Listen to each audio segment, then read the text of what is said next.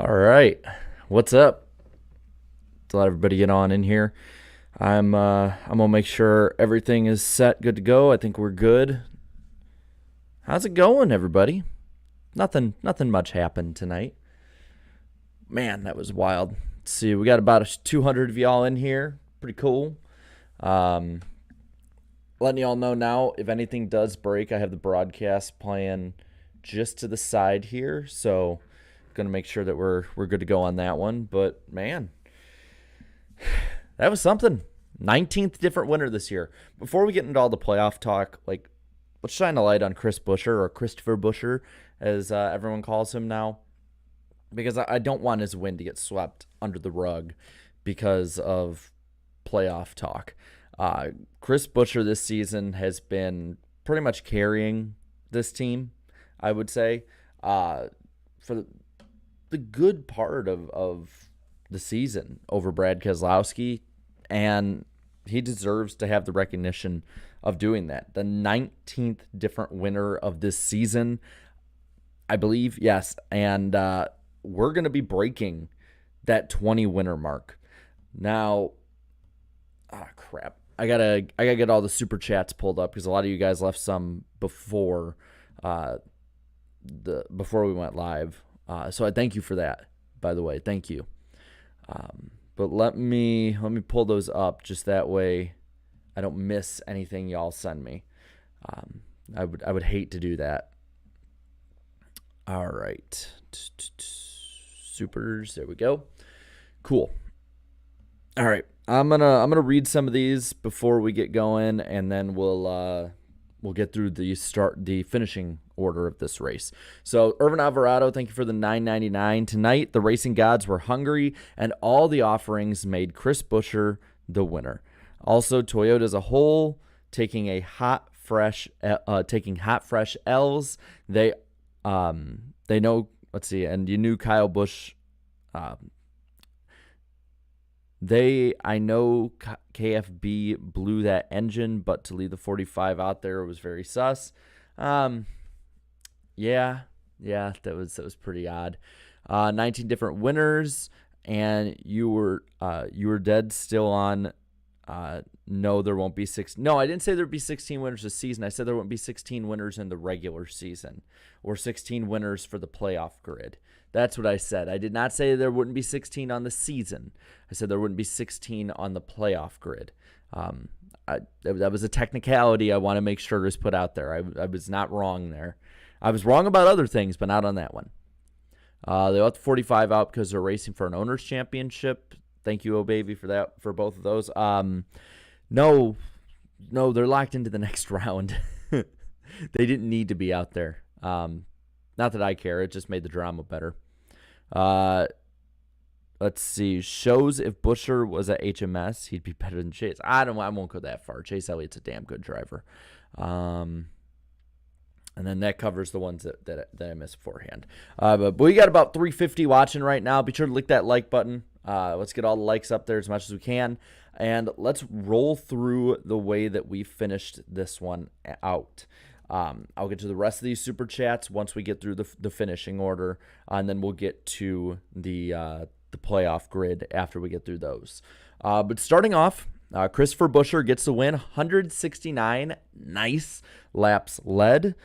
So good on him for that. Chase Elliott finishes second and advances to the next round of the playoffs. After that, you got another one. You got four more after that advance to the next round, with William Byron in third.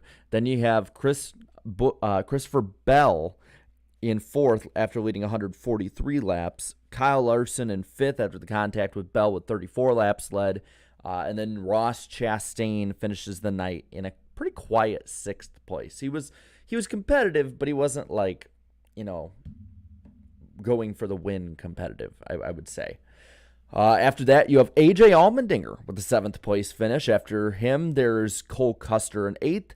Denny Hamlin advances to the next round with a ninth place finish, and Kevin Harvick is eliminated tonight, even with a top 10 run. Then you got McDowell finishing 11th, and rounding out the guys on the lead lap in 12th is Justin Haley. After that, after leading 109 laps, having that issue late, you have Brad Keselowski, a lap down in 13th. 2 down is for Chase Briscoe, who advances in 14th. And 15th, 3 laps down, is Corey LaJoie. After all of the problems he had tonight, in 16th, I should say, is Harrison Burton, 3 laps down. And Cody Ware with a 17th place finish is 3 laps down. In 18th, 4 down is Todd Gilliland. Then advancing with a 19th place finish, but 6 laps down is Daniel Suarez. 20th, 7 laps down, Austin Cindric. He advances as well. And then after him, you have in 21st, Eric Jones. 22nd, Landon Castle. Both of them finish 8 off the pace tonight.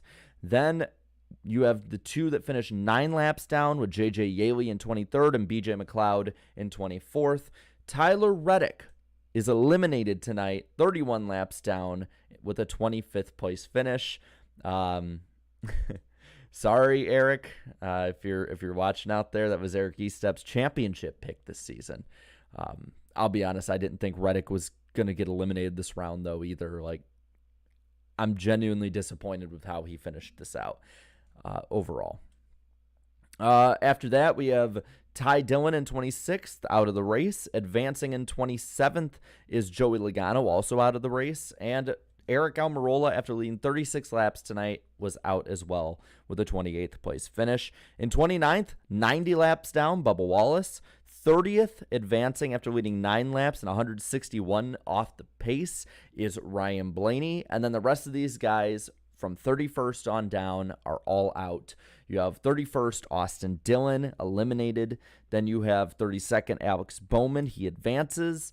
Ricky Stenhouse Jr. is out. And let me double check, but yes, I am correct. That is Ricky Stenhouse Jr.'s 10th DNF on the season, though Stenhouse is running a lot better than the DNF shows. And then the final playoff driver to finish tonight will be Kyle Busch in 34th, 35th, Ty Gibbs, and 36th, Martin Truex Jr.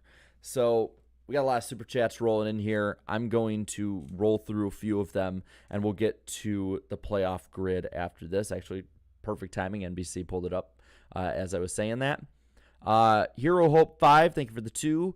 Chase once again chokes and can't finish races. I don't think so. It was hard to pass tonight. I mean, Chase was running between like 5th and 15th all night, and like he usually does in Bristol races, he got better as the night went on. Even so, he was my podcast pick, and everybody else finished. The other ones that didn't pick Elliott finished well below that, so I'm pretty happy. Napa Racing Fan 927, thank you for the 5. Where'd it go? There it goes. This is the first non-super speedway cup win for Roush since Carl Edwards won the 2014 Toyota Samar 350 at Sonoma. Wow. Congrats to Christopher Buescher. I did not... Damn, that's right. It has been that long. It has been 8.5 years, 8.5 seasons since Roush competitively won a race that wasn't a plate race. Wow. I didn't realize it had been that long. I didn't realize Roush had been that off. But man, good point out there, Napa Racing Fan. John Vandeventer, thank you for the 2. What the F was that race? Tire and mechanical failures. People want 90s and early 2000s NASCAR, pre-COT NASCAR back. Like attrition like that, like we saw tonight, is pre-COT NASCAR. And now I don't like it per se, but I'm just saying that's part of the deal. Bristol in a lot of ways has been or usually was a track that pushed man and machine, and tonight it showed it. Need for Speed 5353, thank you for the 2. Goofy ass cars. Yeah, I'll have a little bit to say on that, because Carson Hocevar spilled some beans underneath Eric, my buddy Eric's tweet. He responded to him about it, and it was quite interesting what he had to say. We'll get to that in a little bit. Scott McNew, thank you for the 5. This is proof that you don't need a million lead changes to have a great race. We're getting over 20 winners this year. Mark my words. Maybe. Mark, thank you for the 2. Gonna need some new undergarments after that one. Let's see what else we got. Bake the Snake, thank you for the 5. My brain is fried trying to comprehend everything that happened tonight. Fried as in ice cubes in hot oil type fried. Yeah, I'm kind of in the same boat. By the way, we have almost 500 watching. Be sure to hit that like button, lick that like button, do anything you need to make sure those likes go up. Thank you guys so much for the support. AM, thank you for the 2. Chris Busher, hell yeah, Texas. Viva Tejas. I'm happy to see Busher win. He deserves it. He's been so close, had so many fast runs this year, and this stuff goes wrong. Bengal Steel, thank you for the 2. Why hasn't Chase been winning recently? Pressure? I don't think it's the pressure getting to him. I just think it's other teams have caught up to the 9. I don't know if I'd say he's the favorite anymore. Personally, and again, we got 7 weeks left, 2 rounds, and a Final 4 race left. I want to know what you guys think about this, though, in the chat. I had Christopher Bell as my pick to win the championship, so I'm feeling more confident each week that I see him racing up there. Oh, baby, thank you for... Oh, where'd it go? We got a lot rolling in. They keep shifting them on me. Oh, baby, thank you for the 5. Is this the first time that no playoff drivers won a race in a round?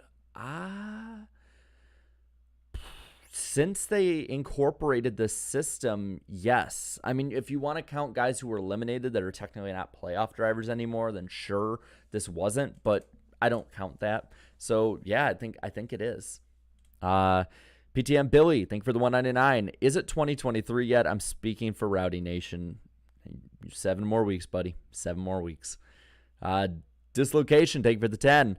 I've never been more pissed off watching a race. Happy for Busher, but this was absolutely ridiculous. I will get to that. Crash the Hedgehog 91, thank you for the 5. No joke, I bought the Keselowski test car from Walmart today.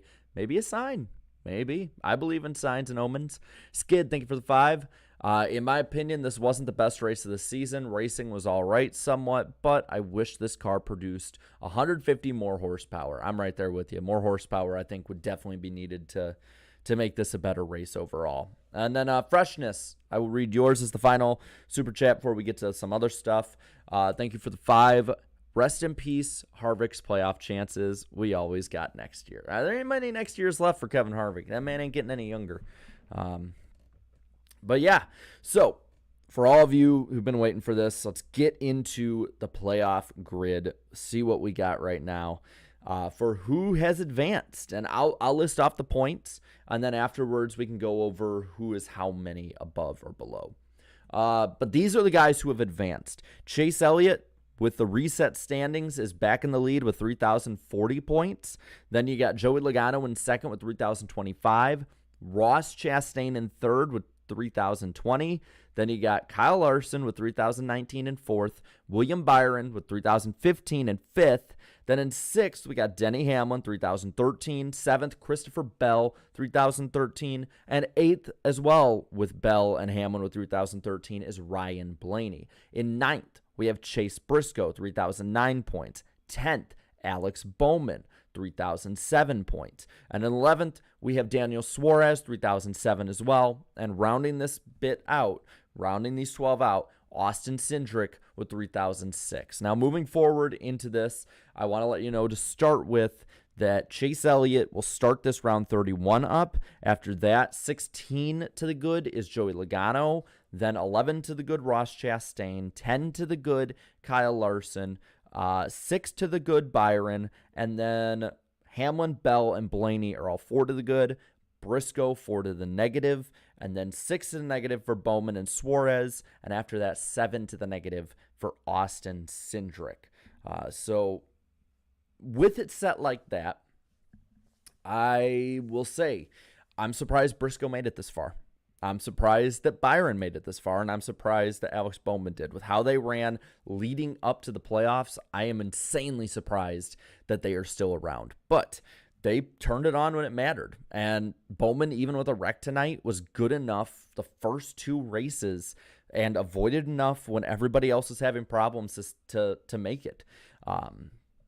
Of these guys, if I'm picking a sleeper, personally, I think it's Austin Cindric out of these guys. When you look at Texas, that's not a bad track for Team Penske. I think that if he runs reasonably fast, I'm saying like 10th to 12th place, I think that puts him in a good position because he's been fast on the super speedways so far this year. So Talladega might be a place where he's able to really capitalize on the troubles of others. And then he's a great road course racer, so the Roval plays right into his hands. I said this from the start when we talked about it on the podcast after Daytona, that Austin Cindric, in my opinion, is the biggest dark horse as long as he was able to make it past this current round.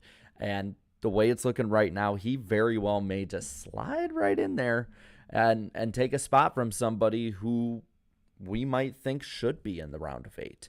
Of these guys that are left, I'd say Chase Briscoe still is my lowest value pick of the rest. After that, it's a toss-up. Chase Elliott's kind of been brought back to the field. You got Joey Logano, who's been strong. Christopher Bell, I think, is the strongest one in NASCAR right now. Guy just can do no wrong. I mean, he had issues at different points, still finished 4th tonight. Solid run for him. So I can't pick a favorite right now, personally. I really can't. I'm looking at the way that all these guys have run, and I mean, yeah, we can look at Talladega earlier in the season, but it's Talladega. You can have 25 guys taken out in a wreck, and then one of those guys, just because of attrition, could finish 12th, 30 laps down. So going into this round, you really have no comparison. Texas is our lone, normal, boring race, which, I can't say boring like that. It is boring. A 500-miler at Texas next week I am not looking forward to. But at least I'll have the Vikings and Lions on, so I'll have that second TV on. Y'all don't know this, but I have like 3-4 TVs in this apartment if you count the laptop, so good stuff there. But let's look into a bit of the race recap tonight. Stage 1 is where we saw, I think, the absolute craziest stuff. I'd say Stage 1 is Stage 2. By the way, if you like what we're doing here on this channel, be sure to subscribe if you aren't already. Leave a like. We have the NASCAR Weekly Podcast this Wednesday as well on this channel at 8 p.m. Eastern Time, 7 p.m. Central Time. Going to be really fun. Got a lot more. Got the co-host, Eric Estep, Danny B Talks, Black Flags Matter. We'll all be in there talking about this stuff. It's going to be real fun. But let's get into this recap here. We'll go through the first stage, and I'll go through a few more super chats after that, whatever comes through. To start with, I just want to point out what an absolute dub for Bristol tonight. Great crowd, great showing from the fans.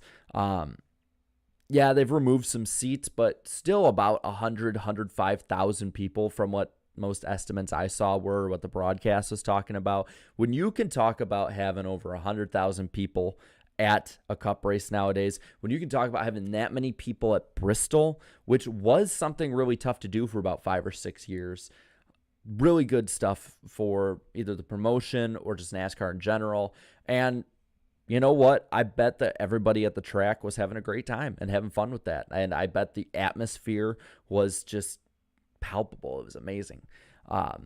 So good on Bristol for that. Starting early, Ryan Blaney did run out and get the lead for a little bit before he got passed by the 10 and the 11. Then lap 42 is where we started seeing some of the crazy themes of the night. The 15 and the 21 both had flat right front tires. Now, early in the day, this did save the 3, the 8, and the 99 from being lapped, but you know who it also saved from being put a lap down early and having to really rally back? Chris Buescher. Chris Buescher, early in the race, about 40 laps in, was being threatened to have gone a lap down, and you know what? He didn't. So good, even though it was bad luck for the Fords, really good luck for the 17. And with that, he stayed out while most pitted, and it worked. It proved that you could stay out just like in the Xfinity race and the truck race on old tires, that there was no tire fall off in this race. I think that's something that next year coming around here, Goodyear needs to fix, because while Bristol shouldn't be a track where we're like ripping up tires the way we used to at Rockingham. I think there needs to be a bit more tire fall off over time. But again, when you look at the Fords and some of the other cars out there with right fronts going down, left rears going down, all this different stuff, it's going to be hard. I don't think it's going to be as easy as it would be at other tracks to fix it because you had so many failures. I think that's in part a NASCAR issue. And again, I will talk about that in a little bit. But that's something I think Goodyear needs to work on. Their contract runs out, I think, at the end of this year. So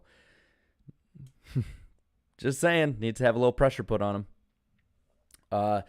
So we go through this, and the other major problem happens in stage one. Happens to the Fords as well, with Chase Briscoe and Eric Almirola having power steering issues. Has plagued them for the rest of the night. It plagued a lot of guys the rest of the night. I'm probably going to miss a few because there were so many people that had either power steering problems or flat tire problems. As we keep going through the run, though, Cindric has a right front go down. Doesn't have any contact with anyone. Blaney has the right front go down. Almirola spins. And in the pits, Blaney loses a tire. And what we find out during this is that Blaney broke a toe link, which pretty much ended his night for the most part. Blaney went, at the end of the night, went 161 laps down. And, he was pretty safe just because of the cushion he'd built up. But for Blaney fans, for about 300-400 laps there's probably some sweating being done. Anyway, you get done with the stage. Brad Keselowski wins the first stage, meaning that nobody got a playoff point added for the next round from that. Best we had was Christopher Bell finishing second. He got 9. Kyle Busch got 8. And you know what? He that almost saved him. That almost saved him, but ended up eliminating him. But looking through the first stage, really none of the stage points were that instrumental in saving anybody. Guys who got stage points were guys like Kyle Busch. It did save Chase Briscoe a little bit. It did save Chase Briscoe. He got 7, so I take that back. But other guys like Kyle Busch, Tyler Reddick, didn't really help him in the end. But it helped Chase Briscoe. Got 7 points on that one. But that was the first stage. Really quick, I'm going to go through some of these super chats, make sure that we I don't want to leave you guys out on this one. Where were we at? I think we went through... There we go. Marky Mark. I don't have high hopes for Martinsville. That was for 2 yet. I don't either. I'm kind of glad I'm not going to that. They took my seats out. Oh, baby. Thank you for 2. Who retires first, Harvick or Truex? Truex. I think Truex. And then Napa Racing Fan 927. Thank you for 2. You left that one just now. I called KFB elimination. 3 top 10s in 15 races. Yeah, I didn't think he'd be eliminated, but I didn't think it was out of the question either. I mean, it shouldn't be that shocking. I think it's shocking only because it's Kyle Busch. If Austin Dillon ran the way he had the way Kyle Busch had the last 15 races and this happened, nobody is batting an eye. We're only saying it because it's Kyle. I see in the chat, Kraken Gaming 189. I smell something fishy. Kyle lost 2 motors in 3 races. I hate this season. Kyle Busch fans now are feeling like Dale Jr. fans did in 2007. Welcome to the pain. Welcome to the suck. It's awful. Thank you, Irvin. By the way, nice Alka-Seltzer hat. Those drivers might need that the next day. Yeah, I got this. It's keep an eye out for Talladega if you're going. I'll just say that. Let's go to stage 2 though. So lap 138, we get started again, and once again, the 21 has a right front go down after being spun. Lap 177, Bubba Wallace has a right front smoking, though this is the power steering issue that we have. By the way, thank you, J-Rod. I'm glad you like this shirt. It's a good shirt. My dad got it in like early, mid-90s. Bubba Wallace goes behind the wall at that point. You saw all that fluid built up onto his tire. And I think at one point, they actually were going to send him back out after the fact. And somebody had sense, if not, it was for Bubba saying that the wheel is stuck. Somebody had the sense to say, no, that's really stupid. Kept him behind the wall. Then, not even 5 laps later, Ty Gibbs has power steering go away as well. At this point, Blaney goes back behind the wall, and all hell is breaking loose in this like little 5-lap span at Bristol. If this is like a 5-lap span of the road course, okay, reasonable. 5-lap span at a super speedway, reasonable. 5 laps at Bristol where the laps are 15 seconds, man, insane. Like, absolutely insane. Couple laps later, 195. Once again, 21's in the wall, right front down. But there was a caution as well for the 43 being around. And then he got stopped on the track. That ended up really hurting his night. And he ended up finishing 8 laps down, which was instrumental in getting Cindric another point ahead of him because both of the GMS teams fell out of the race. And that 1 point was a huge difference for Cindric, as I think he made it only by 2 points in the end. Looking at some of the other things that happened at lap 200, you have Martin Truex Jr. going behind the wall for a power steering issue. So absolutely nuts there too. At that point, you start hearing that Alex Bowman is having power steering issues. Denny Hamlin has a right front flat. Everything goes absolutely insane in this time. Like, it's just absolutely nuts.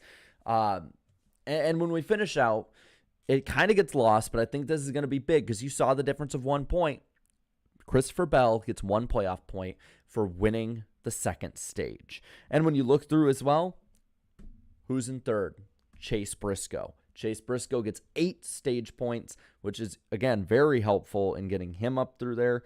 And when you look out through the top 10 as well, you got some other guys who didn't get as many stage points who were taken out. Kyle Busch only got 6 in that stage. Austin Dillon only got 3. Kevin Harvick got 1. So stage points played a huge, huge difference for somebody like Chase Briscoe to get ahead, whereas somebody like Kyle Busch or Kevin Harvick couldn't. Because it was very possible that Harvick could have pointed his way in with all the attrition that was happening. Now, before we go to the final stage, let me look at a couple more super chats we got. Arcane Draconis, thank you for the 2. Does the 22 make the final 4? I'm saying yes at the moment.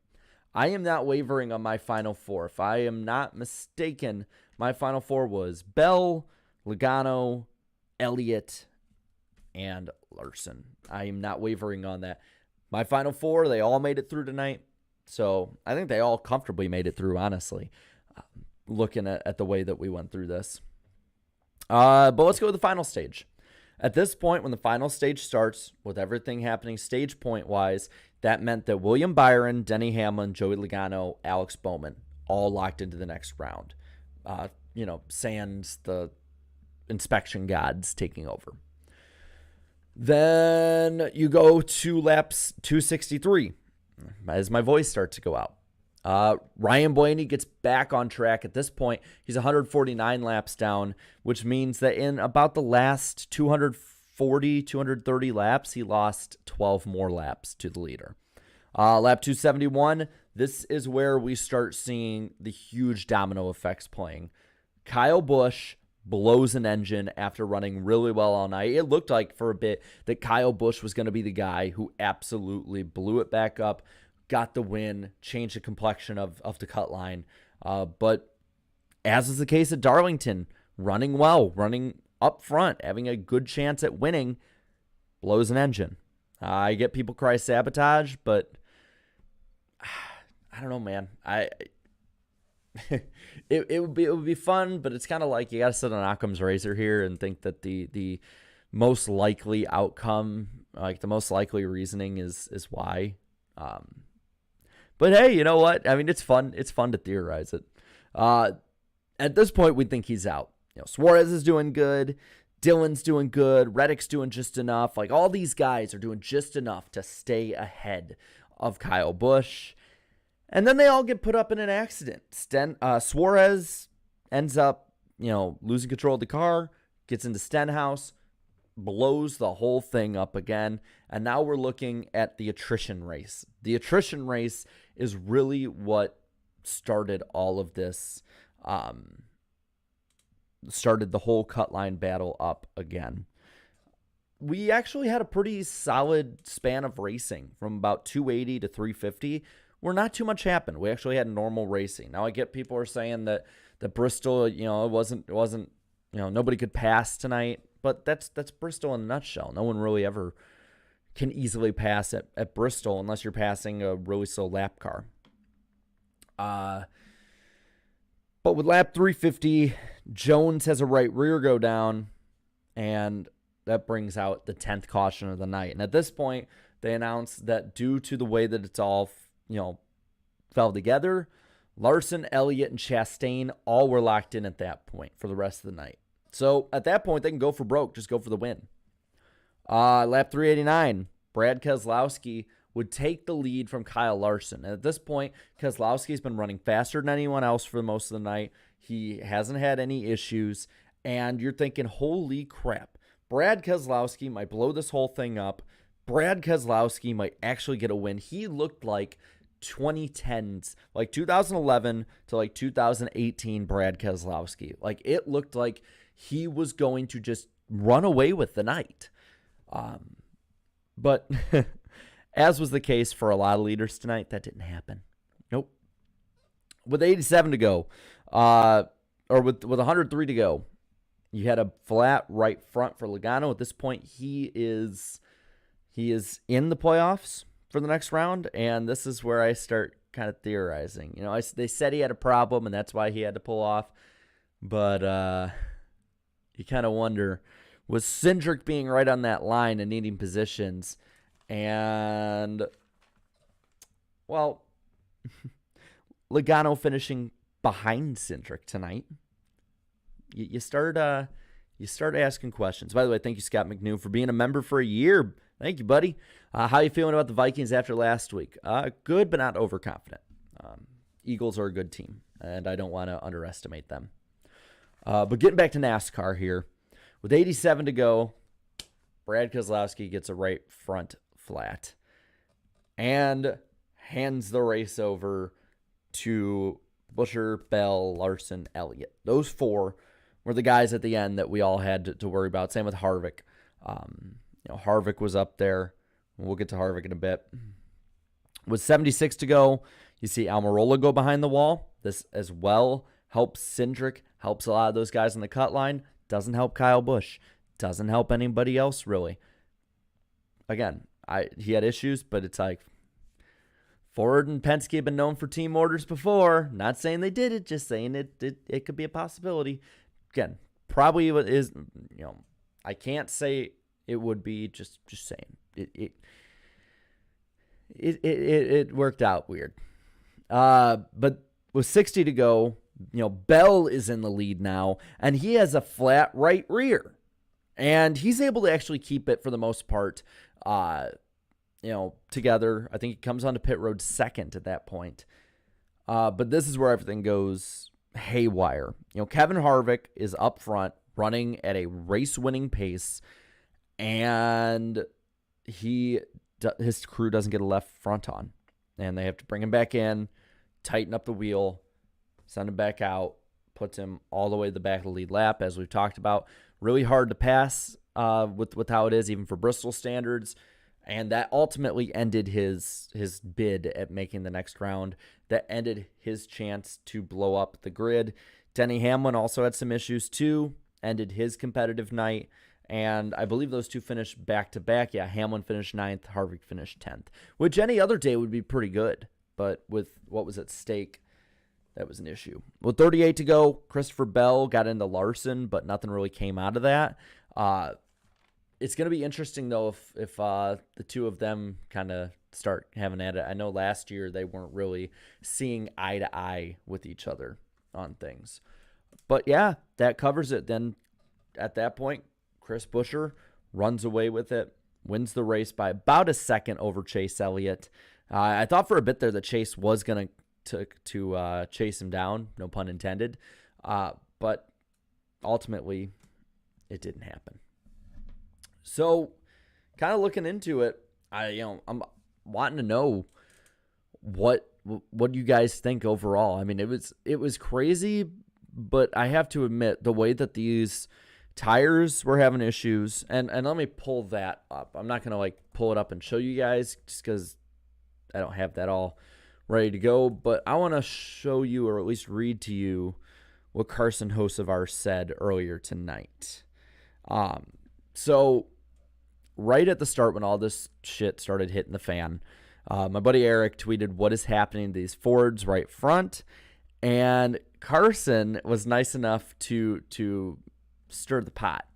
And he said, same thing that happened at the test a month ago. Really interesting to hear that, because we've heard over and over again this year, whether it's for safety issues, whether it's for, issues with the cars in general, we've heard NASCAR, basically like, don't worry, everything's fine. Everything was not fine tonight. As much as I do like having a bit of attrition with this, with so much on the line, with so much going on, I am curious to know if this was just a Ford issue with being too aggressive with the setups. But from what he was saying, it seems like this is an issue that NASCAR knew was coming. And that's what really sucks about this whole deal, is that, NASCAR, we knew there were going to be growing pains with this car. We knew there were. But the fact that we've had issues over and over and over, and as the season goes on, it seems like they amplify is the problem. And I think, and I might be wrong, but you can mark my words here, you can write that down, whatever you want to do. I think that one of the, whatever it might be, it might be tires going down with heavy loads, it might be issues with safety, it might just be the toe link, I don't know what it'll be. Maybe it'll be multiple flat tires getting a guy stuck. One of these issues that we've been seeing a lot this season, I think, is going to cost somebody that's a actual contender, is going to cost them a championship. Whether it's at Phoenix or in the round of 8 or even the round of 12, I think it's going to happen. I really do. And yes, you could even mark tonight, but I don't think any of the guys who were eliminated tonight, other than maybe Harvick, could have made it to the championship four. And even then, it's like, still, you got a lot of guys who are either a lot hotter with how they've been running, or are a lot have a lot more stage points, playoff points, that could have beat him. But I think that you're going to see somebody who, I'm looking at the grid right now, you're going to see somebody like a Chase Elliott, like a Joey Logano, Ross Chastain, Christopher Bell, one of these guys who we're looking at right now as a championship contender, because it was, at first it was the Fords, but then you started seeing Chevys having issues. You started seeing the Toyotas have issues. This seemed localized to one manufacturer, but it wasn't at this point. You saw everybody having issues with it. That's where I'm really worried. And yes, Bristol is a different beast than anything else, but who knows, what things might pop up with setups being more aggressive that, NASCAR might have been able to avoid. That's what I'm worried about moving forward. I hope that's not the case. I want to see these last 7 races of the year, which is amazing. We only have 7 races left. Felt like Daytona 500 was yesterday. I'm going to see these last 7 races of the year. I want to see them be as hard fought, clean as possible. That's what I want to see. Really cool, just a little off topic. My family's been blowing up my phone all night because up where I used to live at the local short track, the Rockford Speedway, they do these figure 8 trailer races. If you haven't seen those, they are so badass, and you should definitely check them out. They're on YouTube. You can find them. So after we get done here tonight. Oh, baby, thank you for the 5. Early in the season, Goodyear said there wasn't anything wrong with the tires. They said it's the setups that the teams are using. Well, I mean, is this something new exactly in NASCAR? It seems like everybody wants to blame somebody else. There's I'm just looking at the common denominators here. We see Goodyear having issues. We see NASCAR with, what they say doesn't match up with what we get, having issues. Kind of what we talked about earlier this week in the podcast on Eric's channel. By the way, it's on my channel this week, 8 p.m. Eastern time, Wednesday night. Gonna be really fun. But it's like NASCAR has done a private investigation on NASCAR and found that NASCAR has no issues. It's like, you got to ask some more questions and have people ask more questions than the questions are about. That's my point on all this. Napa Racing Fan 927. Will Noah Gragson win the Xfinity Championship? He seems like the favorite right now. Dude wins everywhere he can go. So I want to see him celebrate a championship victory because that man will be amazing. I saw him at Martinsville after he won and made it to the Final Four last year, and how drunk that dude was. And wow, that dude was fun to be around. Let's see what else we got here. I'm looking at what you guys are saying in the chat. And then we'll kind of wrap it up here. By the way, be sure to vote on the poll on my channel. It's in the community tab. Really fun. Leave your thoughts in there too. I can't wait to see what everybody thinks about this. 670 horsepower package when for $5 says Kyle Larson in the 5 car started 5th and finished 5th. What did he mean by this? Maybe it's a sign. Thank you for the 5. Pretty cool how that stuff. It's kind of like how Clint Boyer back in 2007 on July 7th finished 7th in the 07 after starting 7th. It's just really cool stuff, man. To assume the teams have not been changing the setups to fix the 2 tire issues is crazy. If every week with different setups means the same results, the common thing is the tire. So definitely a tire issue. That's kind of where I'm getting at, Robert. I agree with you on that. I agree with you on that. I think it's a tire, but I also think in general there's some deficiencies with the design of the car that and people with much more knowledge on this than I have said this too. So I'm not just pulling this out of my ass to say it. That's something NASCAR has to work on in the offseason. I think these drivers shouldn't be planning to take any flights out of the country because they're going to be testing this offseason a lot, and they should be. There's great racing with this car. Now I think NASCAR needs to tinker with things that help with safety, that help with tires going down, that help with different parts breaking too easily. And I think they can. I really do. I'm not going to say I don't think they can't. I think NASCAR very well can get this fixed. It's just with so much on the line this late in the year, it is frustrating. And I think people need to understand that. There's both ways to look at it on that, and that's what I'm just trying to do for the most part. Let's see what else we got. One thing to say, after Texas is Talladega, and the yellow line rule better not strike again, says Douglas. I think it will. Maybe we can get maybe we should hope it happens so Dale Jr. gets so mad that like NASCAR has to at least look at getting rid of it. Because I hate the yellow line rule. Actually, statistically speaking, I forgot where I saw it or what exact numbers it was, but Athlon Sports had put out there that since the yellow line rule was implemented in NASCAR on the super speedways, there actually have been more crashes and more cars crashed at them than beforehand per race, which is pretty interesting to see. Oh, baby, thank you for the 5. It's weird because some tracks had no tire problems.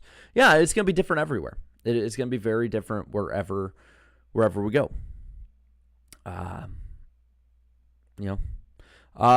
Let's see. I believe it's ill in there. It says Bristol was racing so fast tonight. You have a point, Jared. Bristol is its own beast. I will say that. So what we saw tonight, I don't think is going to translate to the rest of the season, but I am very worried about Martinsville. The Martinsville race, I was there in the spring, was not good at all. I thought it was one of the most boring races I have ever been to. Not the worst, but dislocation. Did your other super chat go through? Oh, yeah, I should probably read that. There's a couple I need to read. But thank you for the 5. 3 things NASCAR needs to fix. 1, safety is first without a doubt. I agree wholeheartedly. And I think anyone who doesn't agree might need to get a little more, might need to look into that a little more. Safety is the number 1 issue right now. NASCAR's went backwards in safety. I'm going to keep hitting that in the head. I don't care. Number 2, get the right parts for the damn car. I think that goes into the people that are building it as much as NASCAR as well, but I agree that I think they need to look at how they can get these mechanical issues fixed up. And 3, fix the short tracks. Agree. I think you hit it right on the head, man. Right on the head. Bailey Reichert, thank you for the $1.99. How about Briscoe advancing? Let's effing go. Nice. I'm happy for you. I know I'm not rooting against anybody, honestly. I'm just a passive observer looking at the chaos. Like the chaos tonight, the chaos side of the race was fun. The race overall, pretty mid, to be completely real with you. Oh, baby, for 5 yeah, okay, we talked about that earlier in the season about that. We talked about that one. Let's see. 670 horsepower package win. Thank you for that 10 that just came through. This season has felt weird as a Larson fan after last year. I feel like the rest of the field is on the clock until he hits another hot season. Yeah. I think Larson is that guy who, when he's on, he's going to be completely unbeatable. But when he's a bit off, he's still pretty good. I mean, this isn't a bad year. I'm looking, so Larson finished 5th tonight. Looking at his stats on the season, in 29 starts, he has 2 wins, 4 poles, 11 top 5s, 15 top 10s, and has led 340 laps on the season. So, I mean, if this is a bad season, he's still a top 3 guy out there. I mean, I still think he will make the championship 4. This coming round, if he can just get past Texas, or not Texas, Talladega. I think if we can all get past Texas, we'll be fine. But if he can get past Talladega, I think he'll be good. All right. Let's see what else we got. Just finishing up on the night. Pretty good. I'll ask you guys a poll really quick. I'm going to unpin the comment.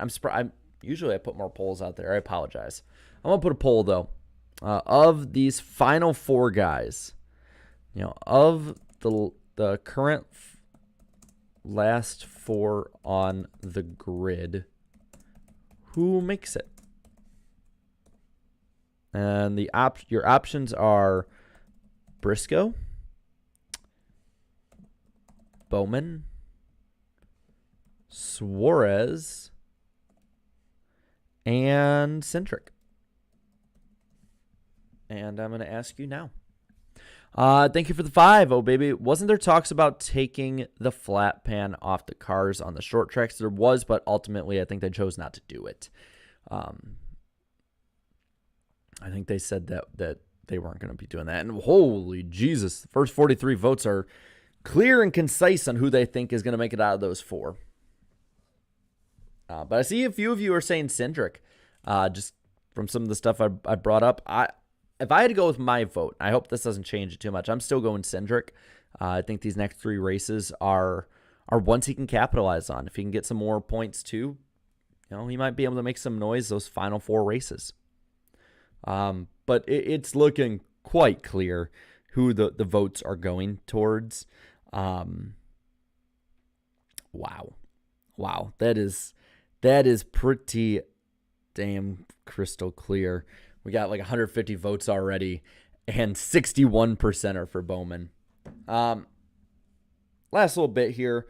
Just want to let you guys know again that we got the poll rolling. I believe it's been up for almost an hour. Thank you, Napa Racing Fan 927 for the 5. Martinsville was bad in the spring, but compared to the All-Star race at Texas, it was great. The caution on the final lap rule was the dumbest rule ever. They were on par. Like, if Martinsville was better, it was marginally better. It was not noticeably better. But we're about an hour in with the poll. We got about 3,500 votes, so be sure to vote on the poll. It's going to be really cool. Bailey Reichert, thank you for the 2. Instead of FRM supremacy, it's SHR supremacy. McDowell supremacy almost got another top 10, which would have been amazing because that would have been his 12th top 10 of the season, which is just crazy to me. Like, I know I've been harping on about McDowell, but, the dude deserves to be pointed out and shown how good he's been doing this season. He'd have more top 10. He has as many, but would have had more top 10 than Suarez. 670 package, thank you for the 5. Last one. If Dodge does return, which team do you think they could get? I mean, there's been smoke for SHR. I mean, from different people I've heard, that's probably not going to happen, though. I don't know. I think it's going to be. I think it'd be somebody that is not getting really the best from wherever they are as a manufacturer. I think the teams stay the same. I think the big guys like Penske's, your Hendricks, Trackhouse, I don't think they move. I don't think RCR moves. RFK doesn't with Roush being there. It'd be interesting. I don't know really who would get that. Maybe you have a new team that jumps up there. I don't know. Maybe Colleague jumps up as the top Dodge team. Maybe they're kind of the way the Evernham was early on. Yeah, but the poll 3 minutes in, 200 votes, 56% of you say Bowman will make it to the next round, 20 say Suarez, 18 say Cindric, and 6% say Briscoe. And in the poll, be sure to click that like button. We're almost at 200. We had almost 550 watching, which is pretty cool. I'll be back next week after the Texas race. We'll talk all about that. Watch that one be a banger after how much we're loathing its upcoming running. Be sure this week to watch the NASCAR Weekly Podcast. Again, I got to say it on this channel, on the Iceberg at 8 p.m. Eastern Time. If you're new here, if you like what we talked about, we make videos, at least 3 to 4 videos a week talking about anything from history of NASCAR to new stuff, to news, to just crazy lists. Like I think today I did a top 10 winningest numbers, which I believe the 17 was an honorable mention on that. Let me check. Yeah, the 17 that's a 72nd win in NASCAR Cup Series history for the 17. So interesting little tidbit there. But yeah, be sure to watch NASCAR Weekly Podcast on this channel, 8 p.m. Eastern Time, Wednesday night. Be sure to subscribe if you haven't already. Hit that like button, everything. I appreciate all of you coming out here today. It was great seeing you. And I'll see you guys around. Later.